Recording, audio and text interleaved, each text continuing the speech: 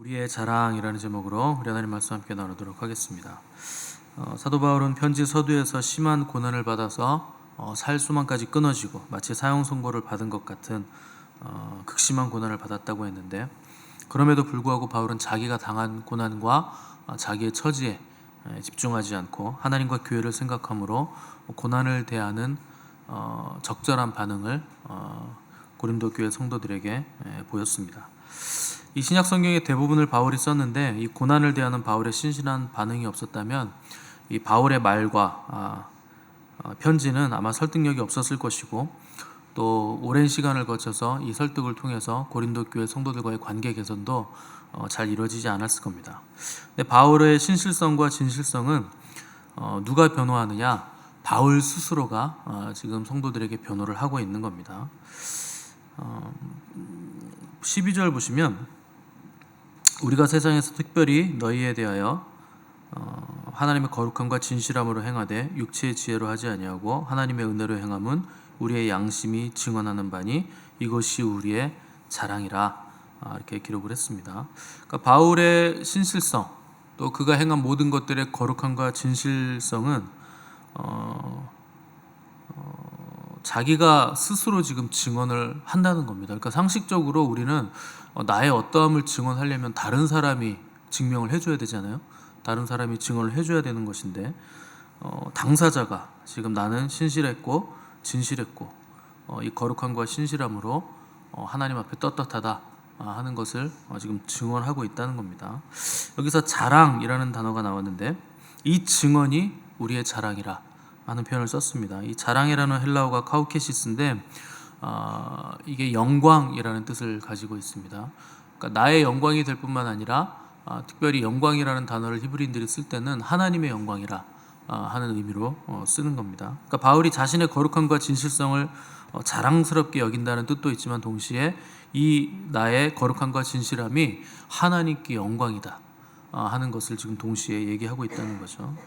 그러니까 바울이 자기를 증언할 때 어떤 방법을 쓰는 거냐면 하나님의 영광을 끌어옴으로써 자기 말의 참됨을 증거하고 있다 하는 것이죠.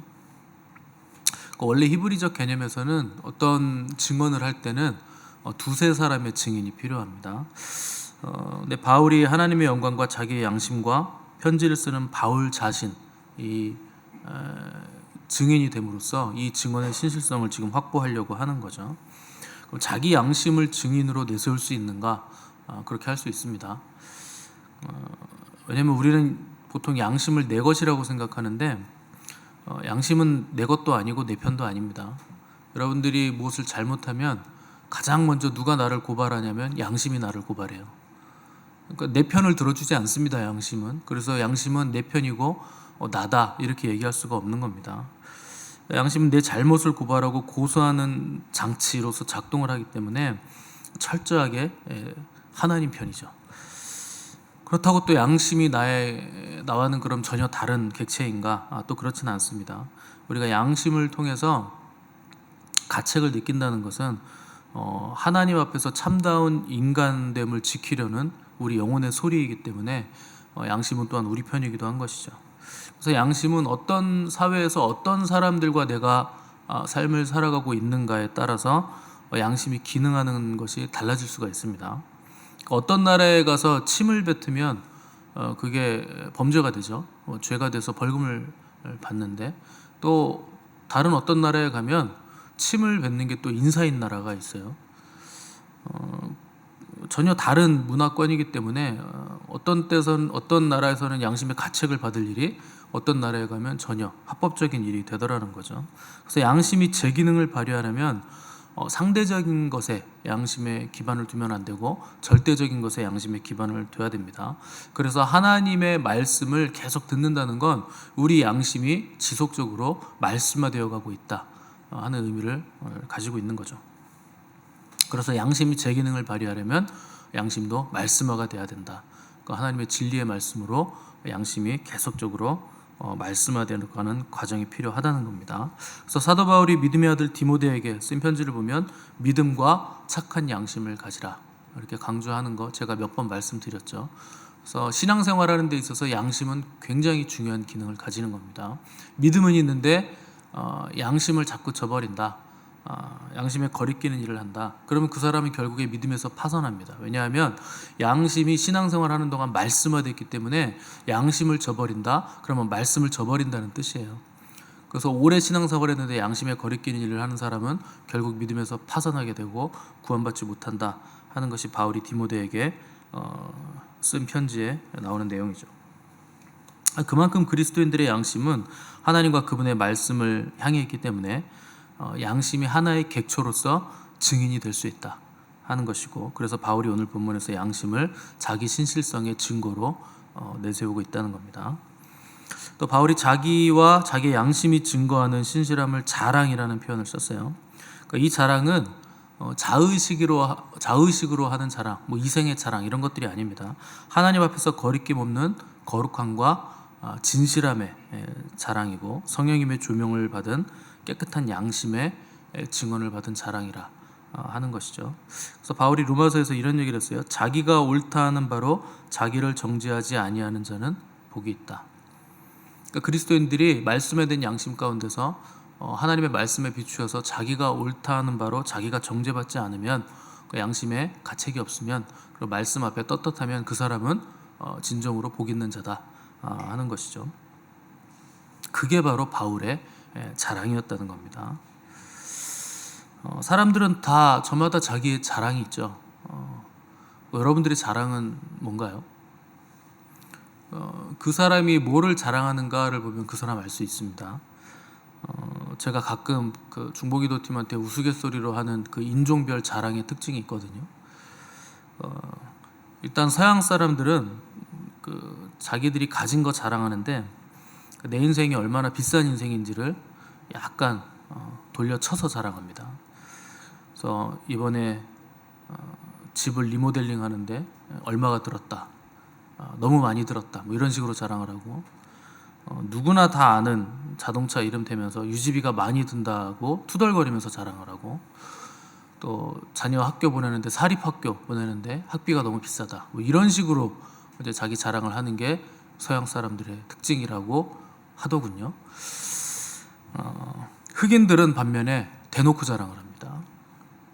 My house 얼마, 내 차 얼마, 내 목걸이, 시계 이거 얼마, 이렇게 대놓고 자랑을 하는 게 흑인들의 자랑의 특징인데, 제일 이상한 건 동양인들이에요. 특별히 우리나라 사람들은. 우리나라 사람은 정반대예요. 얼마나 비싼지를 자랑하지 않고 그 비싼 걸 얼마나 싸게 샀는지를 자랑하는 사람들이 우리나라 사람들입니다. 그래서 너희가 얼마인지 알아? 이렇게 물어보는 거죠. 그래서 상대방이 얼마인지 예측하면 얼마인데 뭐 30만 원 그러면 이거 3만 원 주고 샀어. 뭐 이게 한국 사람들의 자랑이죠. 그런데 그 똑같은 물건을 나보다 더 싸게 산 사람이 나타났다. 그럼 엄청난 좌절감과 죄책감에 빠지는 게 또 우리나라 사람들입니다. 그 사람들이 하는 자랑들이 다 이런 식이죠. 다 결국 물질 자랑이고 이생의 자랑들이죠. 그럼 뭐 정신적인 걸 자랑하면 그게 또 괜찮으냐? 그렇지도 않습니다. 우리는 뭐 겸손한 행위를 하면 겸손한 행위 그 자체를 또 자랑하고 싶어하고, 또 내가 자랑스러운 일이 생기면 누가 그거 좀 물어봐 주지 않나, 그 몸이 근질근질하죠. 자랑하고 싶은데 누가 좀 주제를 그걸로 좀 바꿔주지 않나, 뭐 이런 생각을 하면서 계속 어떻게든 내 자랑거리를 과시하고 드러내고 싶어 한다는 겁니다. 결국 그것도 육신의 자랑이고 이생의 자랑이죠. 근데 바울의 자랑은 육체의 지혜로 하지 않고 하나님의 은혜로 행하는 자랑이었다, 이렇게 기록을 하고 있습니다. 또한 우리 구주 예수의 날에 거리낄 것이 없는 종말론적인 자랑을 바울은 하고 있는 거죠. 그러니까 바울의 자랑은 무슨 자랑이냐면, 종말론적이라는 건 주님 앞에 섰을 때 주님 앞에도 자랑스러울 만한 자랑, 내가 그것을 자랑한다 하는 것이죠. 그래서 13절과 14절 보시면, 오직 너희가 읽고 아는 것 외에 우리가 다른 것을 쓰지 아니하노니 너희가 완전히 알기를 내가 바라는 것은 너희가 우리를 부분적으로 알았으나 우리 주 예수의 날에는 너희가 우리의 자랑이 되고 우리가 너희의 자랑이 되는 그것이라. 말이 굉장히 어렵죠. 이게 우리나라 말인데, 한국말인데 알아들을 수 없는 말이에요. 그렇다고 영어로 해도 못 알아들을 것 같고 히브리어는 더 어려울 것 같고. 자, 13절에 오직 너희가 읽고 아는 거 외에 우리가 다른 거 쓰지 않았다 하는 것은 바울이 이들에게 편지를 쓴 거 그거밖에 없다는 거예요. 내가 너희들에게 편지를 보냈지 않느냐. 내가 다른 편지는 쓴 적이 없다. 그러니까 바울이 쓴 편지 외에 다른 편지를 바울의 편지라고 주장하는 사람들이 있었다는 것이고, 또 바울의 편지를 바울을 모함하는 세력들이 바울의 편지가 아니라고 또 하는 사람들도 있었다는 겁니다. 이런 일들이 왜 일어났냐면 바울의 표현에 의하면 너희가 우리를 부분적으로 알기 때문에 이런 일들이 일어나는 거다. 너희가 나를 잘 모르고 나의 마음도 잘 모른다. 그래서 너희가 지금까지는 부분적으로 나를 알았으나 이제는 온전히 좀 우리가 서로 알기를 내가 간절히 원한다 하는 바람을 써는 거죠.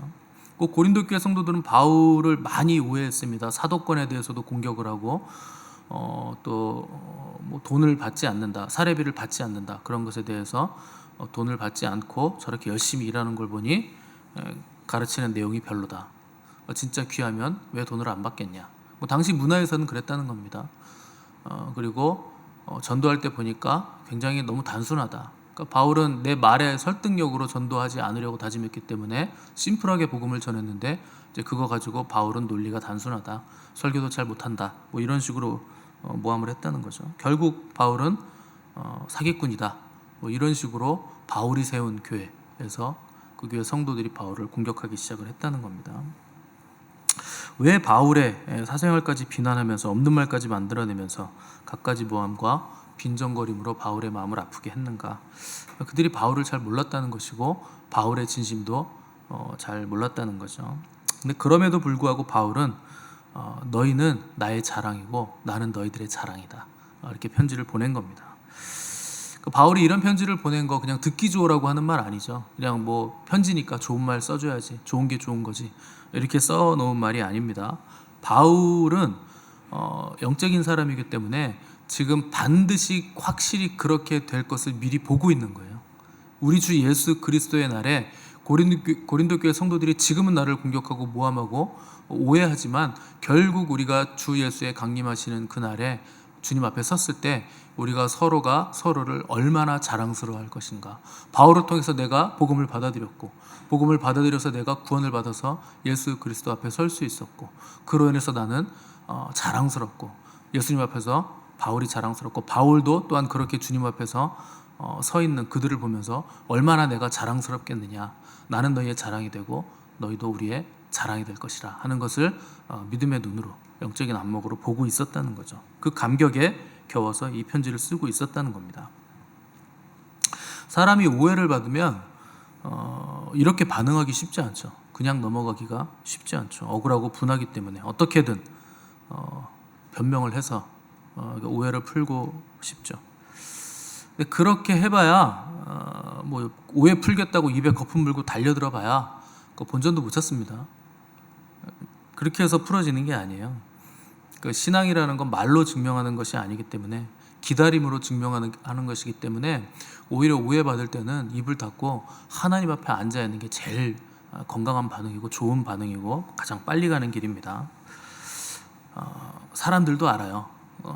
그렇게 앉아 있는 사람은 사람들도 다 알아줍니다. 그래서 하나님 앞에 참고 기다리는 시간이 성도들에게는 굉장한 유익함을 주는 시간들이죠. 오해를 받고 억울함 가운데서 하나님 앞에 앉아있다 하는 것, 우리에게 엄청난 일을 그 시간이 해준다는 겁니다. 왜냐하면 주님의 말씀처럼 감추인 것은 드러나지 않을 것이 없는 거예요. 다 드러나게 돼 있습니다. 시간이 지나면. 그게 뭐 시간상의 문제지, 일주일이 걸리든 뭐 2주일이 걸리든 한 달이 걸리든 몇 달이 걸리든 결국엔 다 오해가 풀리고 드러난다 하는 것이죠.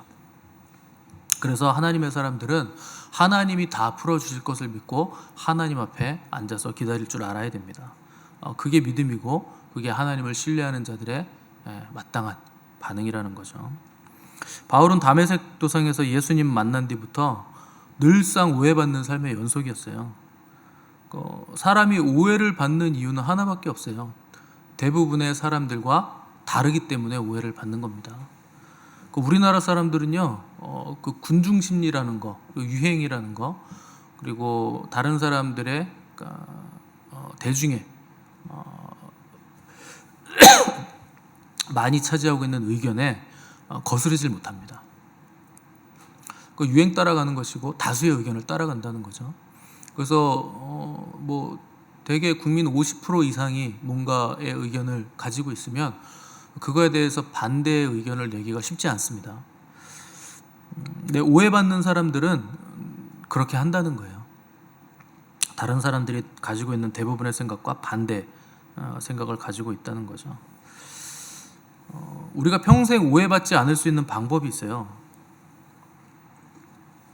그냥 남들이 하자는 대로 휩쓸려 다니면 오해받지 않습니다. 대세를 따라가면 오해받지 않는 것이고.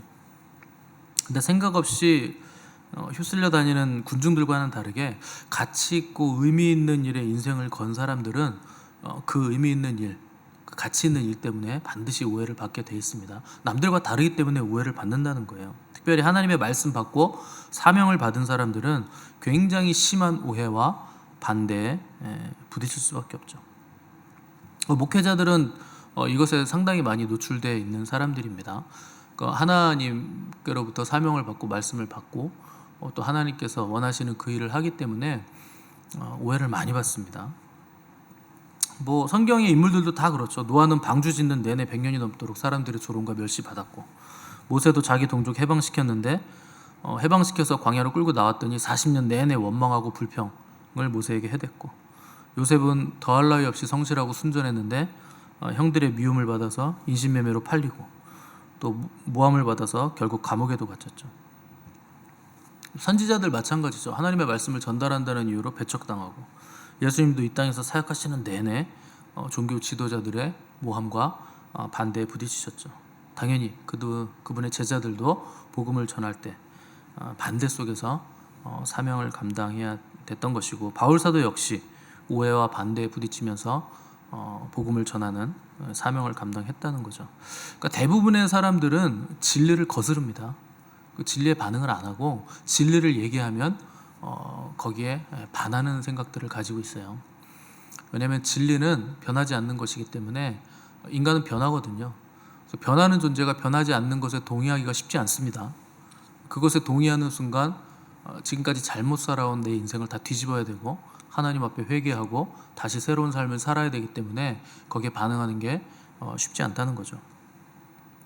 근데 뭐 대다수가 진리를 거부한다고 해서 진리가 진리 아닌 것이 아니고, 진리는 변함이 없는 것이기 때문에 어제나 오늘이나 영원토록 동일하기 때문에 진리를 붙잡은 사람들은 세상의 오해와 반대와 멸시 속에서도 결국 진리의 길을 걸어간다는 겁니다. 그래서 주님이 표현하시길 좁은 문이고 좁은 길이다.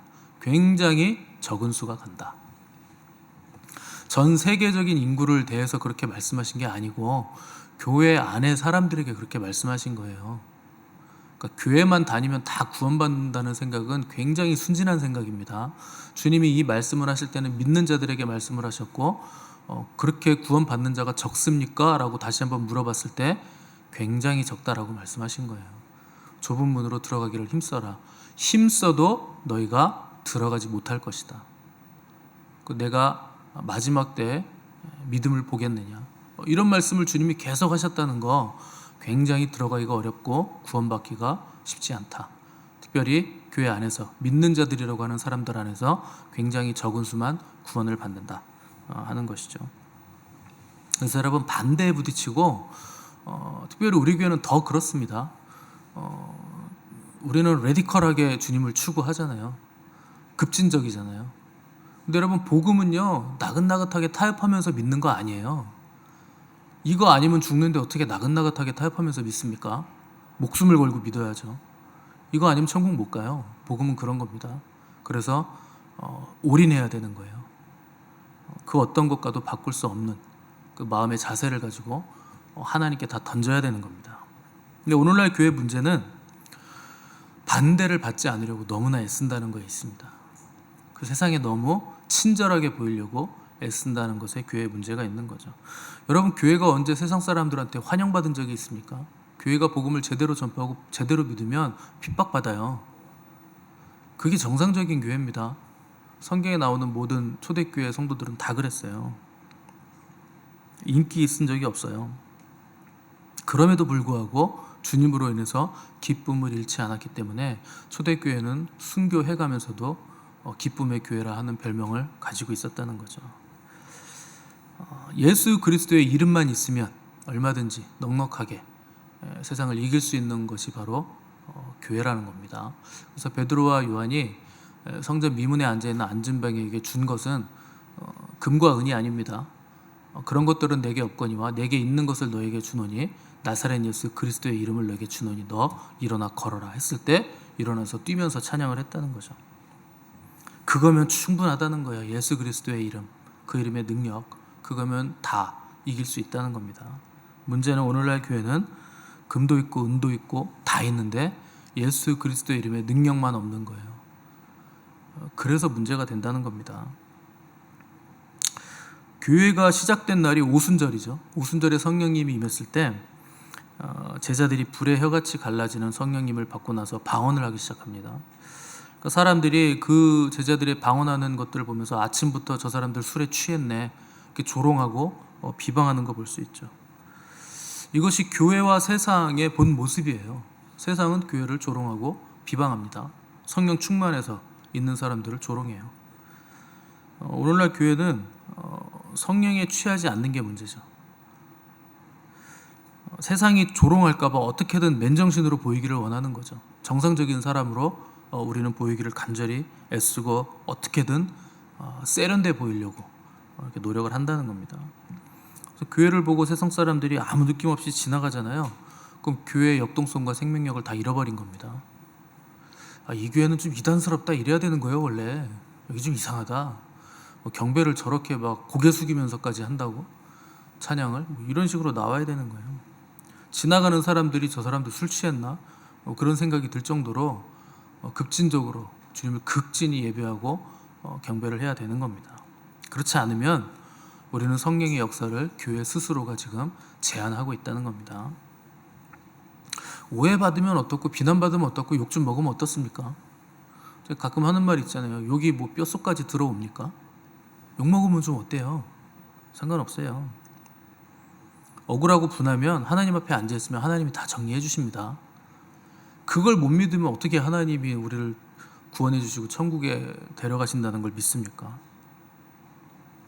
그래서 억울하시면 기도하세요.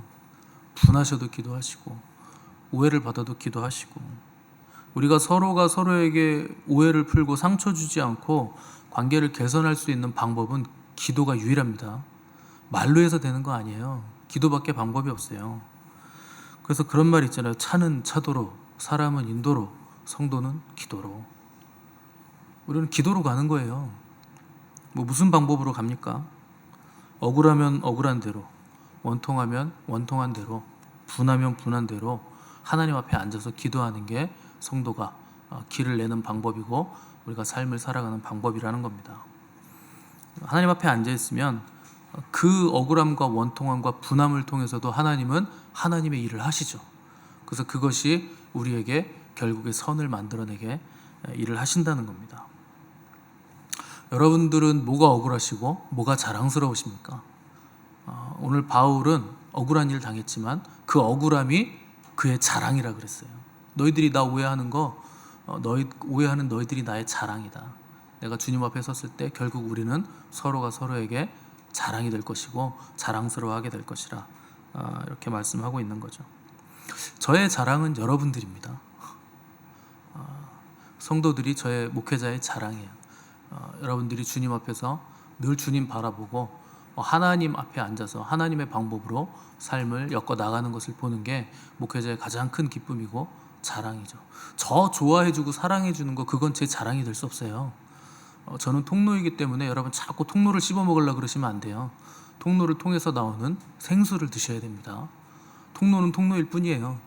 통로에 목숨 걸지 마시고 여러분 그 생수를 주님을 여러분 사랑하시고 자랑하시고 그래서 우리가 나중에 주님 앞에 섰을 때 저와 여러분들이 서로가 서로에게 주님 안에서 자랑이 되는 은혜가 있기를 도전을 드리고 그 자랑이 우리를 풍성케 하고 참된 만족과 기쁨이 되는 은혜가 있기를 간절히 바랍니다. 우리 함께 기도하겠습니다.